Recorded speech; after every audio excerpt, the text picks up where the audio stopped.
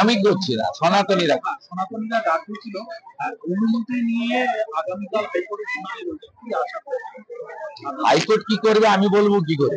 প্রস্তুতি আছে, হাইকোর্ট অনুমতি দিলে হবে। অক্ষয় তৃতীয়া পালনের অধিকার সবার আছে। কাঁথি থেকে দীঘার কালচারাল সেন্টার 32 কিলোমিটার দূরে,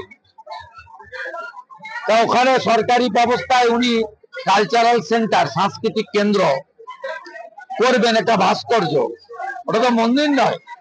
আমাকে নিমন্ত্রণ পাঠিয়েছে রাজ্য সরকারের পক্ষে হিটকোর ভাইস চেয়ারম্যান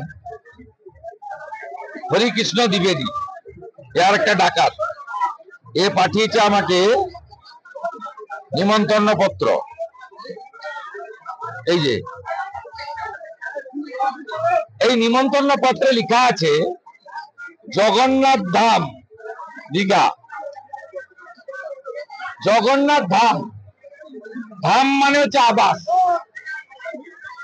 এর পরের ভাষাটা আছে সরকারি নথিতে কালচারাল সেন্টার, যার বাংলা করলে দাঁড়ায় সাংস্কৃতিক কেন্দ্র। ওইটা লিখলে তাহলে জালি হিন্দু মমতার 2 নম্বরই ধরা পড়বে। তাই জগন্নাথ ধামের পরে আর কিছু লেখেনি না, কালচারাল সেন্টার ওটা লিখতে হবে, সরকারি টাকায় করেছে। মন্দির লিখলে সরকারি টাকা খরচ করা যাবে না, তাই শুধু জগন্নাথ ধাম লিখে ছেড়ে দিয়েছে। চিটিংবাজি মমতা ব্যানার্জি রন্ধ্রে রন্ধ্রে, পায়ের নখ থেকে মাথার চুল, চিটিংবাজি আর মিথ্যাতে ভর্তি। আমি হরিকৃষ্ণ দ্বিবেদীকে চিঠি পাঠাচ্ছি সোশ্যাল মিডিয়ায় ট্যাগ করে, যে আপনি যদি বাপের বেটা হন, আপনি যদি আইএস হন, আপনি আমাকে জগন্নাথ ধাম মন্দির বলে লিখে একটা ইনভাইটেশন পাঠান। আমি হিন্দুর ছেলে, মন্দির উদ্বোধনে ডাকলে আমি ভেবে দেখব। আগে মন্দির লিখে পাঠান।